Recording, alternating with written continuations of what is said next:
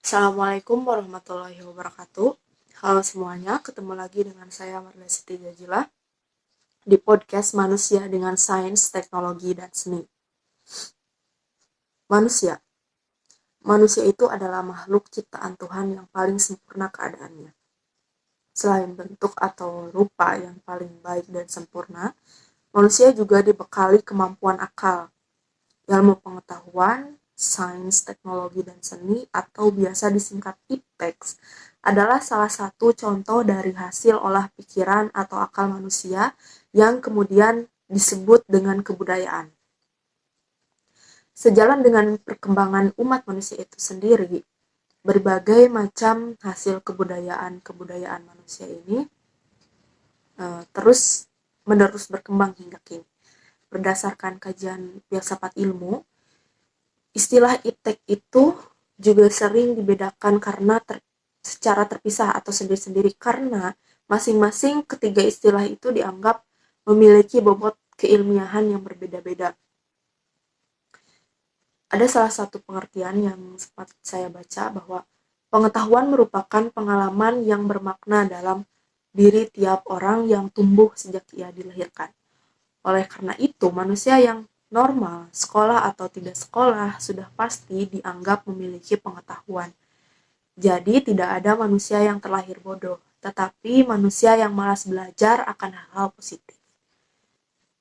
Nah, pengetahuan dapat dikembangkan manusia karena dua hal. Yang pertama, manusia mempunyai bahasa yang dapat mengkomunikasikan informasi dan jalan pikiran yang melatar belakangi informasi tersebut. Lalu kedua, manusia mempunyai kemampuan berpikir menurut suatu alur pikir tertentu yang merupakan kemampuan menalar. Penalaran ini merupakan suatu proses berpikir dalam menarik kesimpulan yang berupa pengetahuan. Pengetahuan yang sifatnya acak perlu ditingkatkan lagi derajat atau bobot keilmiahannya sehingga berubah jadi ilmu. Nah, dengan demikian, pengetahuan yang bersifat acak serta terbuka itu dengan melalui proses yang cukup panjang dapat diorganisasikan dan disusun menjadi bidang-bidang ilmu. Dengan seni juga, cipta dan karya manusia termasuk teknologi juga di dalamnya mendapat sentuhan keindahan atau estetika. Sedangkan berbicara masalah teknologi, di mana istilah teknologi sendiri sebenarnya sudah mengandung pengertian sains dan teknik atau engineering. Sebab produk-produk teknologi tidak mungkin tanpa didasari adanya sains. Sementara itu, dalam sudut pandang budaya, teknologi juga merupakan salah satu unsur budaya sebagai hasil penerapan praktis dari sains.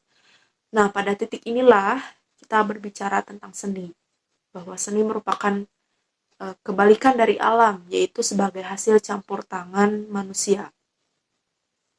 Seni juga merupakan dapat dibilang ekspresi jiwa seseorang yang hasil ekspresi tersebut berkembang menjadi bagian dari budaya manusia.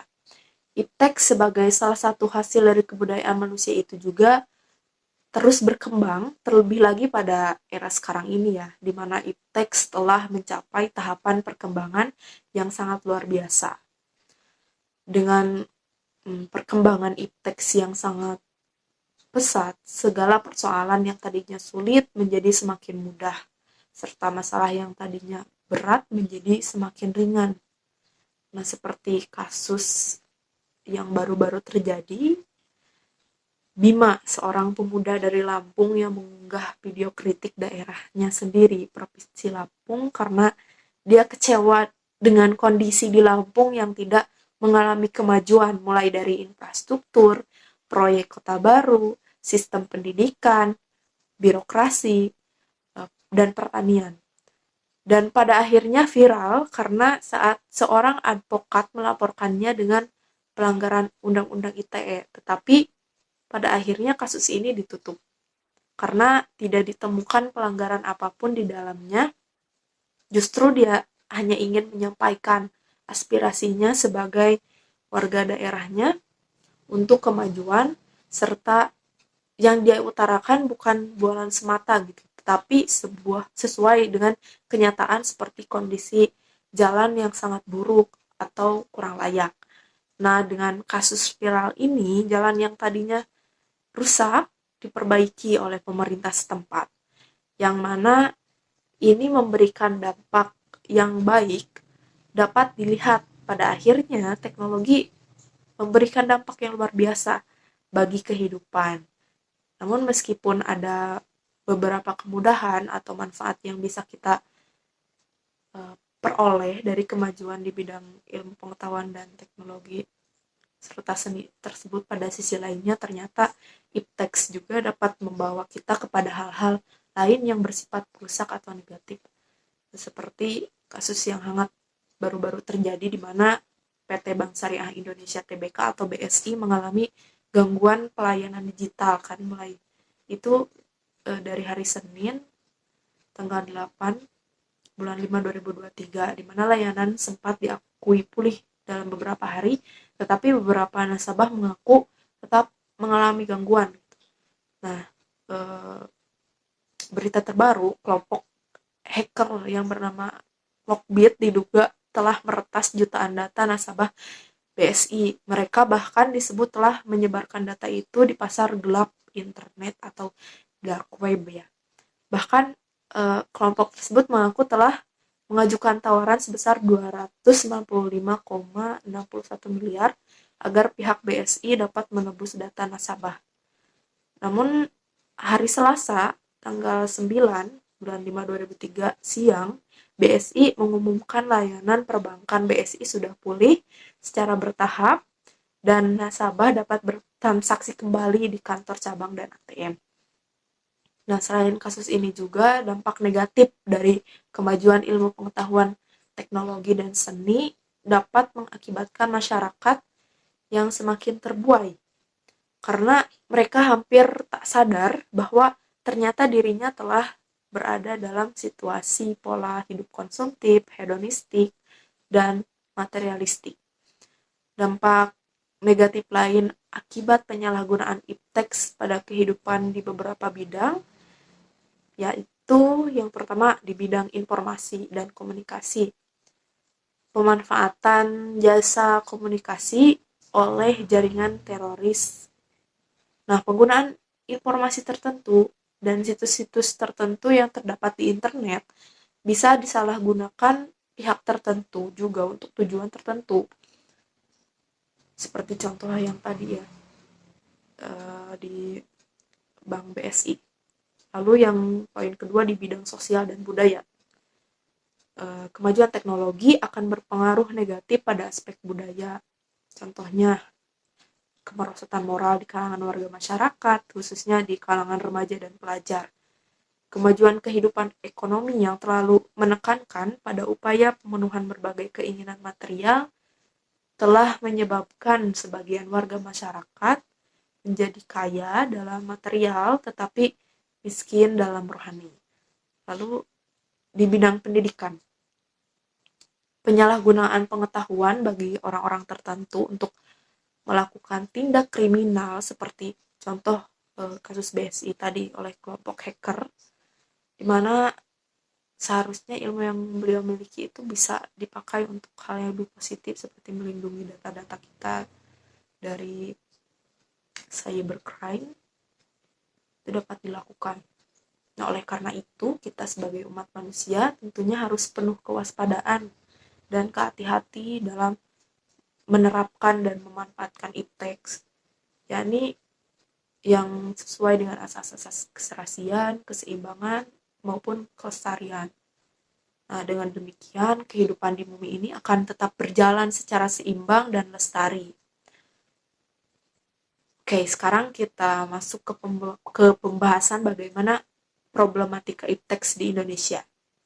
Nah, perkembangan ilmu pengetahuan dan teknologi di Indonesia tertinggal jauh dan sangat memprihatinkan dibanding negara-negara Eropa dan Amerika Serikat. Bahkan pula di negara-negara Asia misalnya Jepang dan China. Hal ini disebabkan oleh yang pertama, rendahnya kemampuan iptek nasional dalam menghadapi perkembangan global. Indonesia menduduki peringkat ke-72 dari 110 negara dalam laporan tahunan Indeks Kualitas Hidup Digital atau Digital Quality of Life DQL 2021 yang dirilis perusahaan keamanan siber SharpShark. Keterjangkauan internet menjadi poin penting di sini. Dalam laporan itu, SharpShark mengikutsertakan 90% dari populasi global. Mereka menggunakan parameter penilaian indeks kualitas hidup digital dari 5 pilar fundamental, yaitu kualitas internet, keterjangkauan internet, keamanan siber, layanan pemerintah online, dan infrastruktur elektronik. Hasil ini menunjukkan Indonesia turun 1 peringkat dibandingkan tahun lalu dalam laporan yang sama. Angka ini tergolong rendah karena berarti indeks kualitas hidup digital Indonesia tidak lebih baik dari setengah negara dunia lain. Lalu lemahnya sinergi kebijakan iptek, sehingga kegiatan iptek belum sanggup memberikan hasil yang signifikan. Selanjutnya masih terbatasnya sumber daya iptek yang tercermin dari rendahnya kualitas sumber daya manusia dan kesenjangan pendidikan di bidang iptek. Budaya bangsa secara umum masih belum mencerminkan nilai-nilai iptek yang mempunyai penilaian objektif, nasional, maju, unggul, dan mandiri. Nah, pola pikir masyarakat belum berkembang ke arah yang lebih suka menciptakan daripada sekedar memakai, lebih suka membuat, sekedar membeli, serta lebih suka belajar dan berkreasi daripada sekedar menggunakan teknologi yang ada. Lalu masih lemahnya peran iptek dalam mengantisipasi dan menanggulangi bencana alam. Wilayah Indonesia dalam konteks ilmu kebumian global merupakan wilayah yang rawan bencana. Banyaknya korban akibat bencana alam merupakan indikator bahwa pembangunan Indonesia belum berwawasan bencana. Kemampuan iptek nasional belum optimal dalam memberikan antisipasi dan solusi strategis terhadap berbagai permasalahan bencana seperti pemanasan global, anomali iklim, kebakaran hutan, banjir, longsor, gempa bumi, dan tsunami. Nah, mungkin terakhir sebagai penutup, saya ingin mengajak teman-teman untuk terus terbuka terhadap perubahan dan kemajuan dalam dunia iptek. Mari kita menjadi iptek sebagai alat untuk mencapai tujuan-tujuan kita, tetapi juga tetap memperhatikan nilai-nilai etika, keberlanjutan, dan keseimbangan dalam penggunaannya. Oke, terima kasih sekali lagi telah mendengarkan podcast ini.